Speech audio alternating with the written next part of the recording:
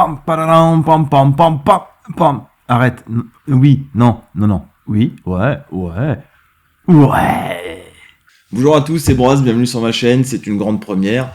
Aujourd'hui, on va démarrer le premier épisode de, j'espère, une longue série d'épisodes qui vont traiter d'high-tech, principalement de produits, et pourquoi ils ont vu le jour, et dans quelle stratégie ils s'insèrent. Donc je vous propose qu'on ait une discussion sur l'high-tech. Enfin, quand je dis discussion, c'est plutôt moi qui vais parler. Vous, en gros, vous allez pouvoir commenter, vous êtes d'accord ou pas d'accord. Globalement, si ça vous plaît pas du tout, n'hésitez pas à quitter et à passer à autre chose. C'est pas ce que les autres youtubeurs disent. Bah oui.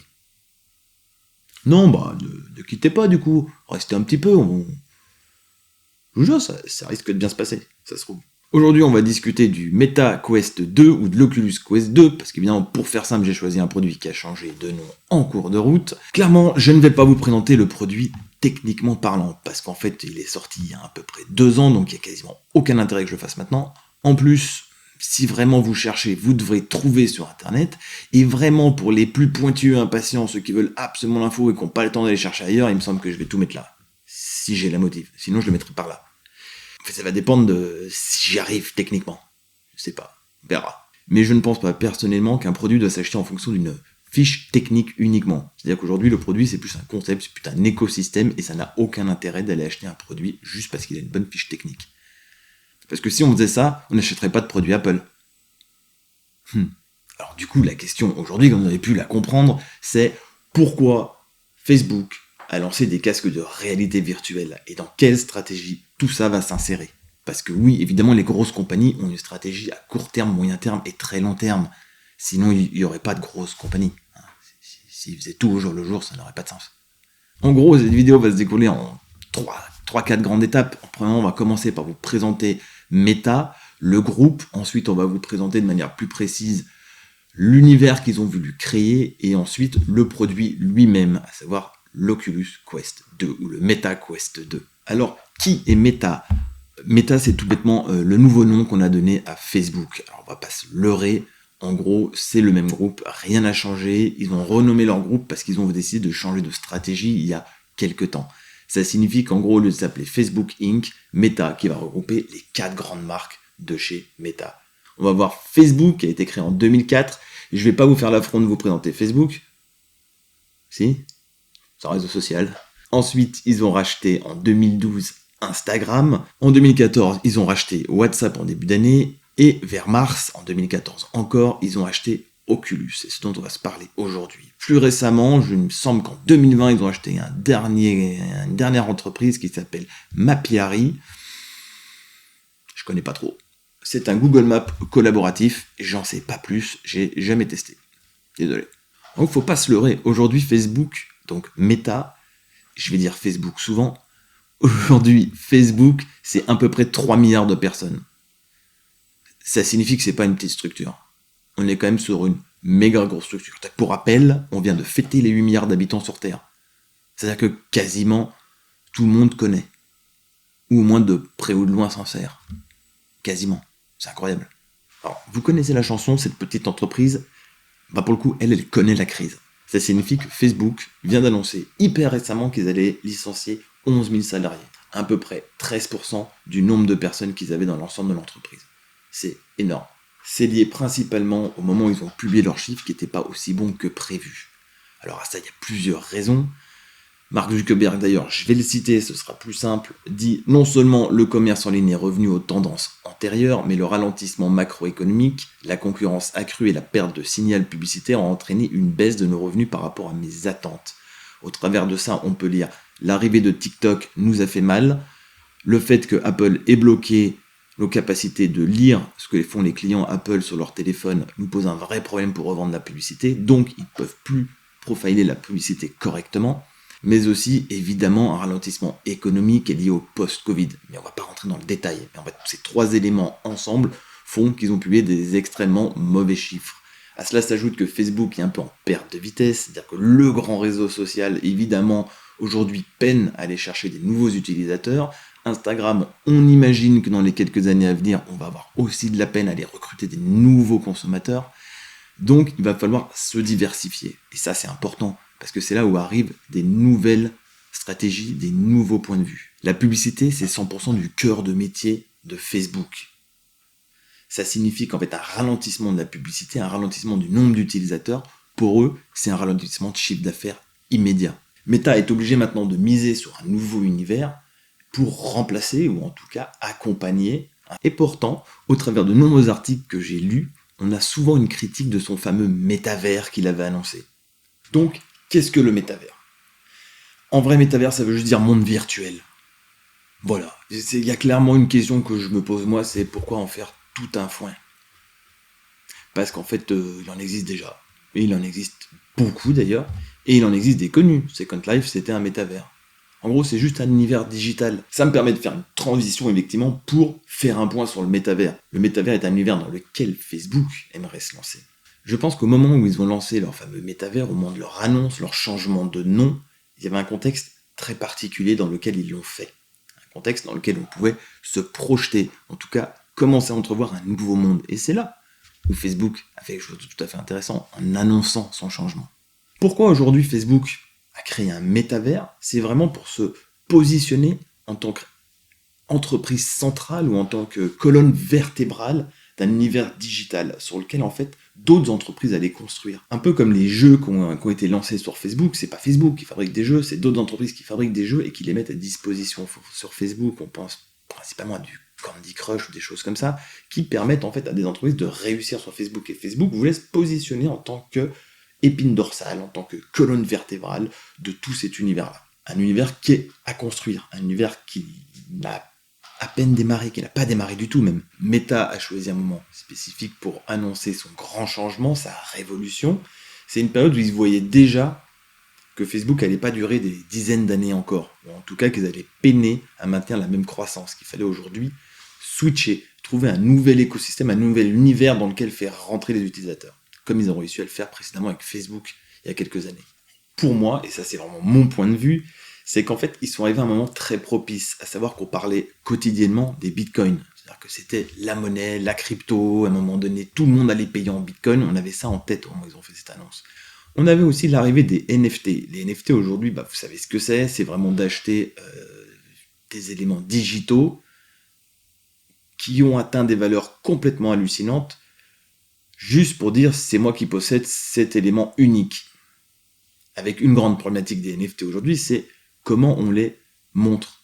Parce que c'est très bien d'acheter une œuvre d'art, mais si vous êtes le seul à savoir que vous la possédez, ça manque un peu d'intérêt. Ils sont arrivés aussi à une période où on commençait à se dématérialiser de plus en plus, c'est à savoir qu'on sortait du premier ou deuxième confinement, je ne sais plus exactement, et on était de plus en plus enclin à faire des Teams, à faire des meetings qui sont dématérialisés, et donc un besoin de se regrouper dans un univers dématérialisé. Il y avait vraiment ce besoin-là, et tout le monde commençait à le toucher du doigt, même s'il n'était pas très clair.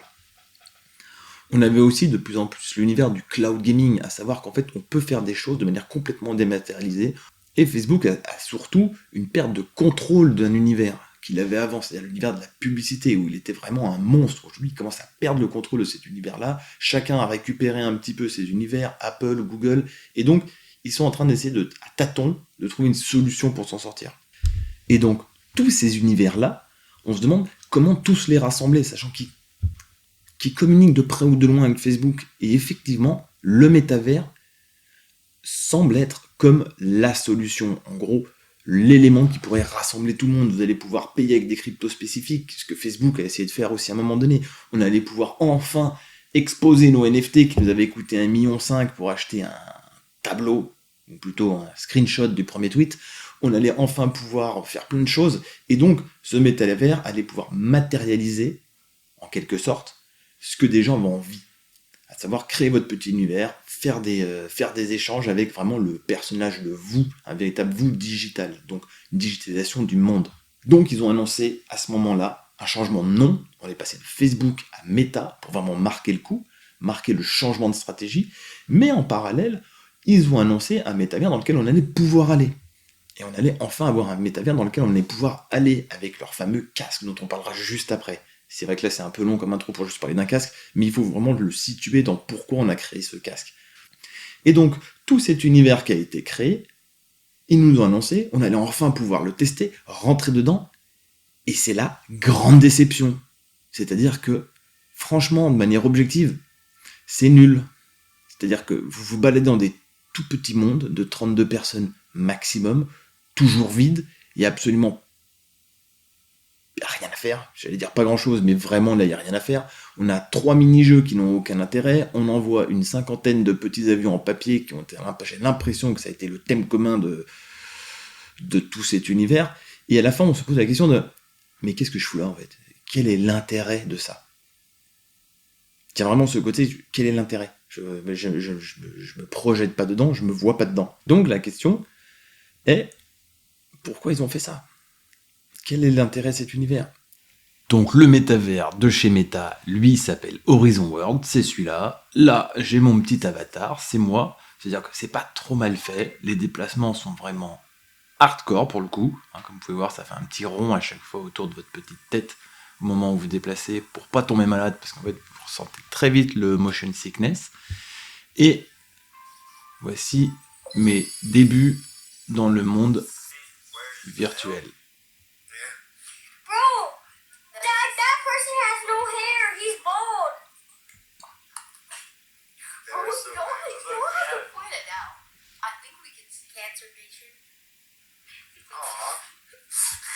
He has a little bit like hair on the back. He has a little bit like hair on the back. Don't say it. Et c'est hardcore, je viens de me faire insulter sur franchement, littéralement mes 3 premières secondes sur le truc. Allez, moi, j'y vais. Alors cet univers-là, c'est en fait une première étape. Ils ont annoncé qu'il leur faudrait à peu près 10 ans pour le construire. Donc vraiment, ils nous ont envoyé un élément qui était un démarrage, mais qui était un démarrage pas suffisant. Qui du coup a plus démotivé, j'ai l'impression, les gens, que leur donner envie de découvrir plus en étant impatient d'avoir la suite. Donc encore une fois, le métavers, c'est une stratégie à long terme de l'entreprise. Donc elle a certainement plus ou moins à démarrer son imagination aux alentours de 2014 quand ils ont racheté, ou alors un peu avant même. Et c'était la mode aussi, c'était la mode d'aller dans des univers virtuels avec des casques. On parlait beaucoup des Google Glass, tout le monde pensait aux Google Glass comme étant le futur, on pensait tous avoir un œil spécifique bionique dans lequel des datas seraient affichées en temps réel, et c'était un peu vers quoi tout le monde tendait à l'époque. Donc l'achat d'Oculus make sense. Il faut pas oublier que Meta, du coup, s'est positionné en tant que socle de cet univers-là. 2 questions vont se poser, du coup. Est-ce que Meta est la bonne personne pour se positionner là-dessus ? Et est-ce qu'on peut faire confiance à une entreprise pour être cette base ? C'est un peu comme si tout l'Internet était lié à une seule entreprise. Admettons que Microsoft ait créé Internet à l'époque, au moment de la création de l'Internet, et que tout soit lié à eux. C'est-à-dire que c'était eux qui choisissaient qui créait les pages, que c'était eux qui choisissaient comment tu les créais, qui fassent les mises à jour et les choses comme ça. Qui va réguler tout cet univers-là ? Et effectivement, si vous mettez tous ces éléments-là dans les mains d'une entreprise, la question se pose. Est-ce qu'on ne va pas être trop dépendant de cette entreprise ? Et je pense que ça va être le principal frein de Meta pour réussir dans le métavers. Et l'autre question qu'on peut se poser, c'est est-ce que Facebook est vraiment l'entreprise pour ça ? C'est-à-dire que oui, ils sont bons en réseaux sociaux, oui, ils ont déjà 3 milliards d'utilisateurs, mais ça va pas être des utilisateurs qu'on va pouvoir faire switcher de l'un à l'autre en un claquement de doigts. C'est pas possible, c'est pas comme ça que fonctionnent les clients.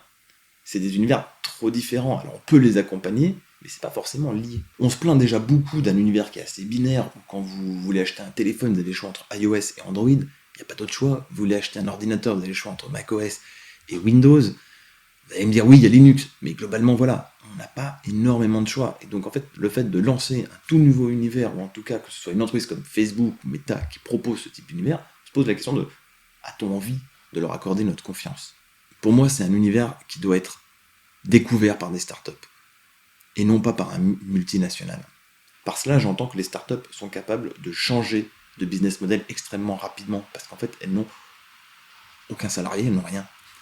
Pour moi, les startups sont celles qui auraient dû démarrer cet univers-là.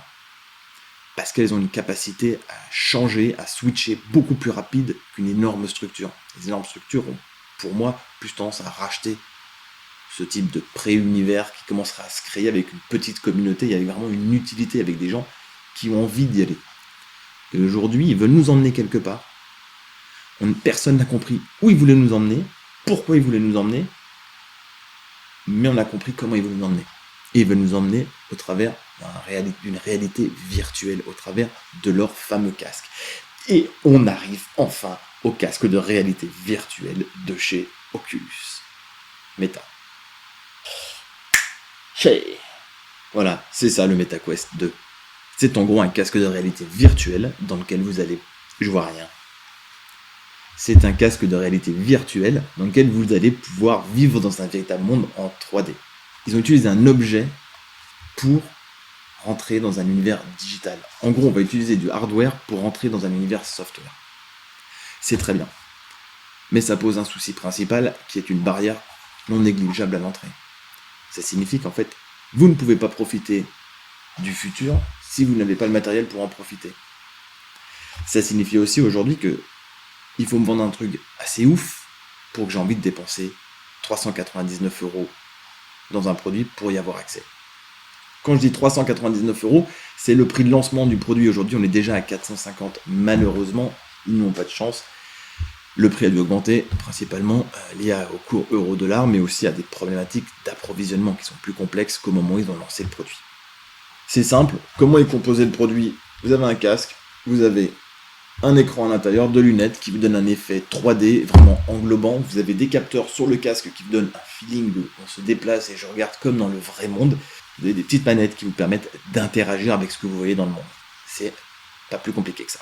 Au moment de lancement de ce produit-là, ils se sont attaqués à un univers qui existait déjà bien comme il faut, dans lequel ils étaient déjà très bien installés, parce que les casques de chez Oculus, donc la marque qu'ils ont racheté, sont des très bons casques, ils étaient déjà renommés. Ils ont donc réellement marqué un tournant hardware avec l'Oculus Quest 2, qui est vraiment considéré à ce moment-là comme l'un des moins chers, l'un des meilleurs et l'un des plus faciles d'utilisation. Donc pour moi, en termes de hardware, le job est fait. On a réussi à démocratiser un produit qui était hors de prix ou complexe à installer à l'époque. Ou beaucoup trop cheap pour faire tourner des trucs intéressants. L'avantage de ce casque, c'est qu'il y a deux manières d'utiliser. Soit vous l'utilisez de manière autonome, vous le posez sur votre tête, vous téléchargez les applications directement sur le store de chez Facebook, soit vous le pouvez connecter à un PC et vous pouvez bénéficier en fait de tous les logiciels qui existent en réalité virtuelle. C'est un casque de réalité virtuelle. Je fais un point dessus parce que Facebook vient d'annoncer un casque de réalité augmentée. C'est un peu différent. C'est-à-dire que la réalité augmentée, vous voyez encore tout le vrai monde autour de vous, mais on va rajouter des éléments digitaux dedans. Et la réalité virtuelle, c'est un casque complètement fictif. C'est-à-dire que c'est un univers complètement fictif. Ça crée une petite différence. C'est l'un des deux dans lequel vous êtes bien plus immergé. Leur nouveau produit n'est clairement pas destiné au grand public. C'est un casque qui est aux alentours de 1800 €. On est là pour des utilisations professionnelles. Donc on peut considérer aujourd'hui que depuis 2 ans, ils n'ont jamais mis à jour leur casque. Et ça, c'est une des problématiques aussi de Facebook. Parce que Facebook a décidé de lancer cet univers, a décidé d'avoir un hardware qui était cohérent avec l'univers, et malheureusement, ils ne l'entretiennent pas, le hardware. Et donc, les concurrents ont rattrapé ce niveau de prix et ce niveau de qualité produit. La problématique, c'est que Facebook veut être à l'origine d'un métavers, d'un univers spécifique à eux. Et aujourd'hui, s'il n'y a pas de raison d'acheter un casque MetaQuest plus qu'un autre, il est probable que finalement le métavers se fasse sans eux, ou en tout cas pas de la manière dont ils l'ont souhaité. Si tout le monde a une marque différente, si tout le monde a un casque différent du leur, ils ne pourront pas imposer leur écosystème. Donc aujourd'hui, on n'est clairement pas sur un test de produit, ni une démo de produit, on était plutôt sur une question qu'on se posait du pourquoi ces produits-là et quel était ce fameux métavers que Facebook a créé. Il reste cependant que ce produit reste un très très bon produit, c'est-à-dire que c'est un produit que moi personnellement je conseille si vous voulez démarrer la VR. C'est un produit qui est facile d'utilisation, qui finalement pour 450 € reste correct. Je pense sincèrement que Facebook va vers quelque chose d'intéressant. Malheureusement, est-ce qu'ils vont réussir à passer toutes les barrières de ça? Aujourd'hui encore, Mark Zuckerberg doit justifier le pourquoi il est en train d'investir autant dans cet univers, alors qu'en fait les gens n'y croient pas, n'arrivent pas à y croire. Même les investisseurs aujourd'hui commencent à le lâcher sur cet univers-là, ou en tout cas se posent la question de est-ce que c'est pas une erreur qu'il est en train de faire? Donc, je pense qu'il est intéressant de se dire oui, ce hardware est top, oui, il sert une cause, en tout cas il veut servir à un écosystème, mais je pense que Facebook doit vraiment trouver un moyen de nous faire adhérer à cet écosystème, ce qui n'est actuellement pas du tout le cas. Et il faudrait aussi que Facebook arrive à nous expliquer le pourquoi lui devrait être le socle commun de cet univers digital et pas un autre. Sur ce, je vous laisse, je vous remercie beaucoup pour votre attention. J'espère que vous avez appris des trucs, que cette présentation a été utile et intéressante. En tout cas, si vous avez des questions, n'hésitez pas à les mettre en dessous. Si vous avez des sujets que vous souhaiteriez que j'aborde dans plus ou moins longtemps, n'hésitez pas à les mettre aussi. Voilà, je vous souhaite une agréable journée et à bientôt. Ciao.